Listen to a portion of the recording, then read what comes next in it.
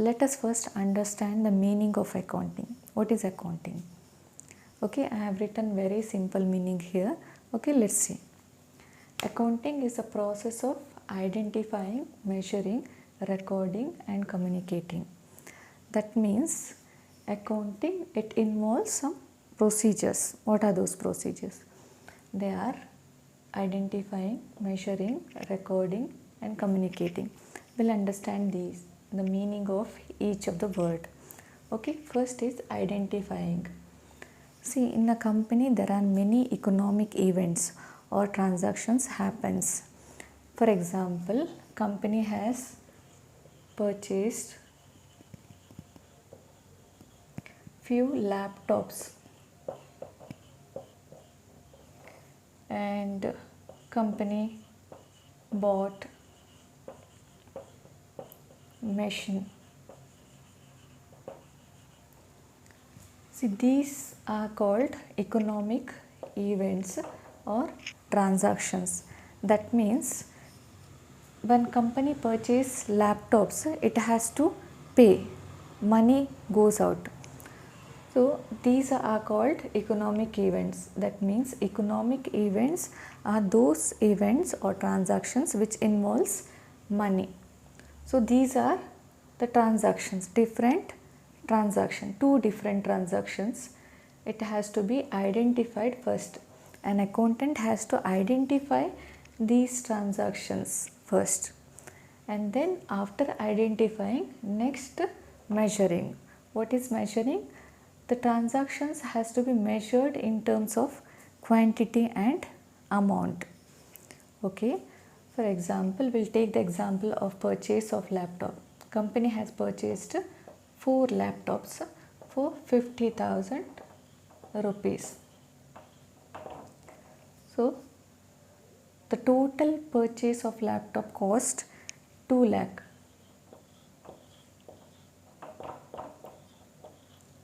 To the company. Okay, measuring the transactions in terms of quantity and amount or currency. Okay, so now an accountant has identified the transactions and he has measured, he came to know the amount of the transaction, the total cost of the transactions, and next comes recording. An accountant now has to record these transactions. That means he has to write these different transactions in his books. Okay, that means posting entry. We will understand entry part later. Okay, so in simple, recording means writing all the transactions in the books of accounts. Okay, after recording, next is communicating. See, here I have given just 2 examples. Like this, many transactions happens. So all these transaction has to be recorded and communicated to the interested users of information. Communicating is not just oral communication. It has to, all these transactions should be maintained or recorded and it has to be published. In simple, it has to be communicated to the interested users of information. Who are the users of information? They are owners. All these transactions should be recorded and communicated to the owners of the company. And then investors. Investors are those who invested their money into the company. And employees of the company.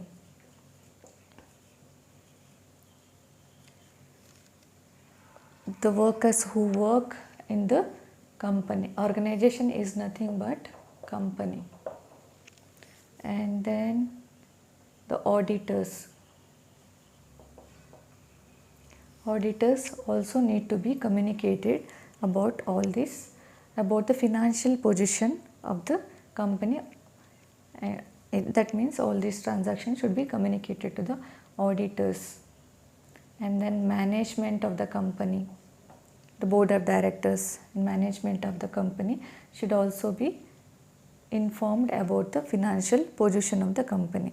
That means what is the total profit, what is the total expenses that company has incurred, what is the total loss they have suffered during the year. All these things need to be communicated.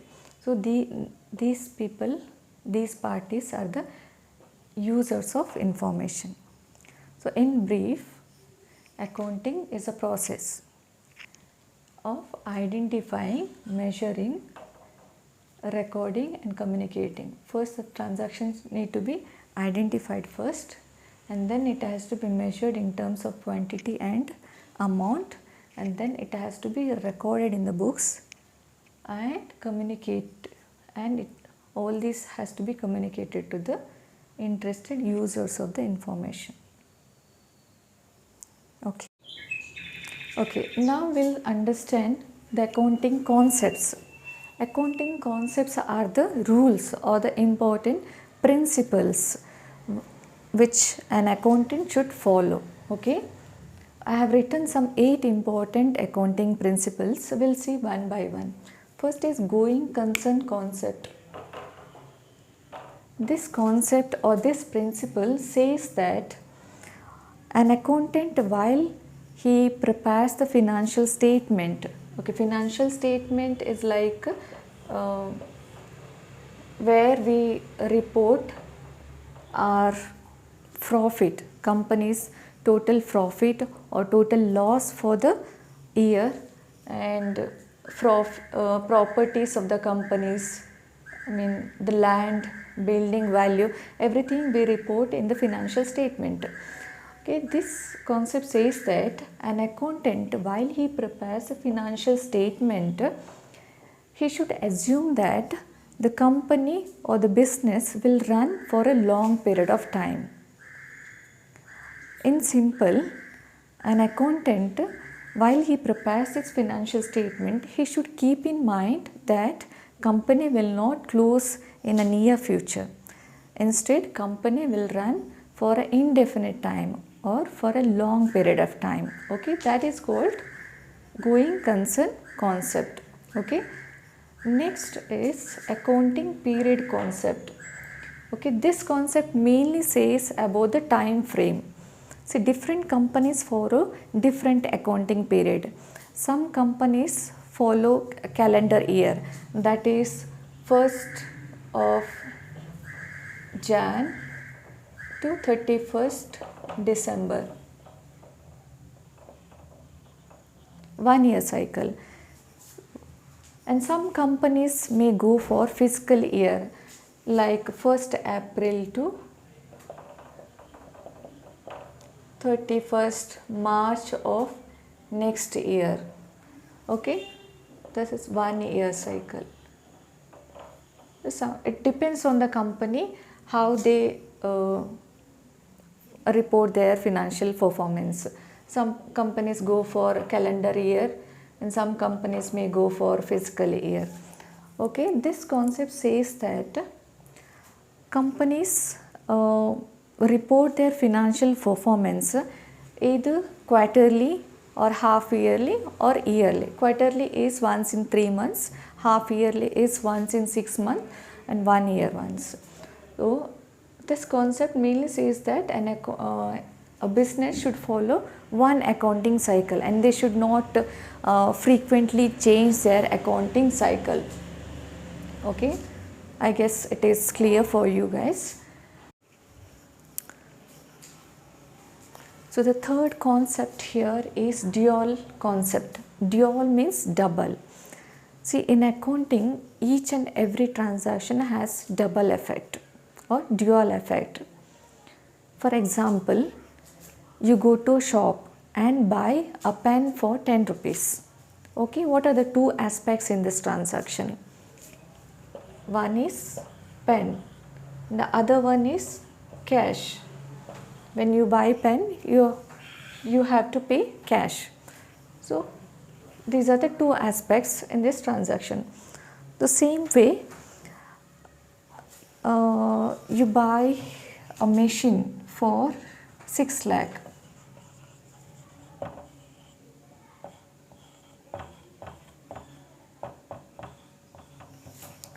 So here also, when you buy machine for 6 lakh, there are two aspects. One is machine and other one is cash.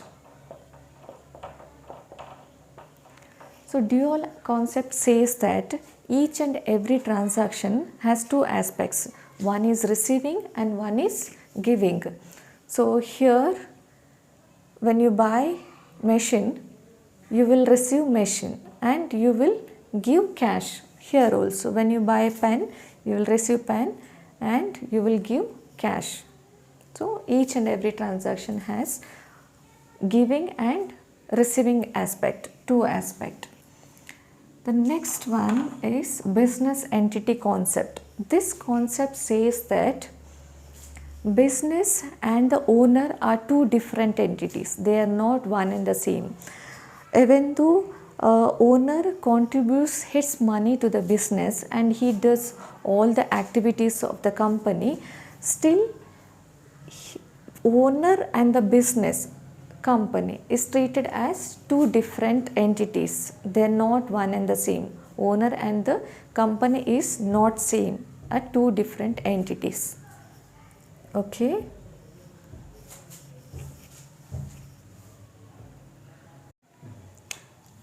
The fifth one is historical cost concept.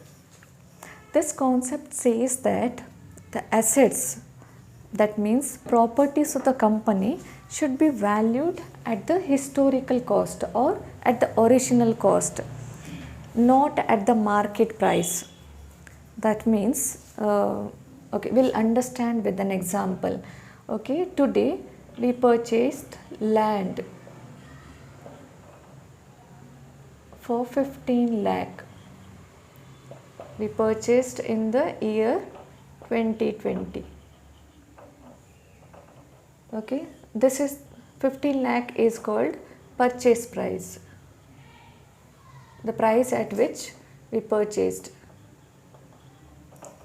Okay, so after 2 years, that is in the year 2022, if the price of the land, if it is goes up to 20 lakh, in that case we will report land price at the purchase price, that is at 15 lakh. In our statement, we will report land at 15 lakh, not at 20 lakh. 20 lakh is a market price. Okay, so in simple, historical cost concept says that the assets of the company, that is properties of the company, should be valued at the cost price or purchase price at which the assets are purchased, and not at the market price. We should not consider the market price, we should consider the purchase price. Okay, I think it's clear now. Okay, we'll move on to the sixth one, money measurement concept. This concept or this principle says that all the transactions which involves money should be recorded. Those transactions which does not involve money should not be recorded. So in simple, an accountant has to record the transactions or events which involves money. He should not report any transactions, he should not record any transactions which does not involve money. So this is land we purchase for 15 lakhs, it involves money. When we purchase land, we have to pay 15 lakhs, so that involves money. So only the transactions which involves money should be recorded. Next is concept of objectivity. It says that each and every transaction must be supported by an bill or voucher or invoice. Okay, there should be supporting document for each and every transaction. For example, when we purchase land, we must have land agreement. So For these transactions, we can support with the agreement. So same way, we purchased today we purchased machine. So when we purchase machine, we'll get invoice or bill. So that need to be attached. Okay, in simple, concept of objectivity says that each and every transaction should be supported by documents. It can be either bill, voucher, invoice, etc. Okay. So next is full disclosure.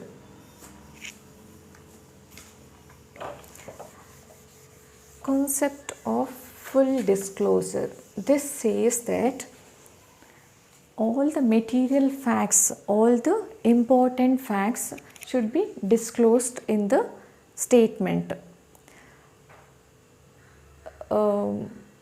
Any immaterial facts need not be disclosed. All the important facts should be disclosed in the financial statement. If any claim is pending in the court, if any case is pending in the court, that also need to be disclosed in the financial statement. Like we provide a note in down of the financial statement, there we need to disclose.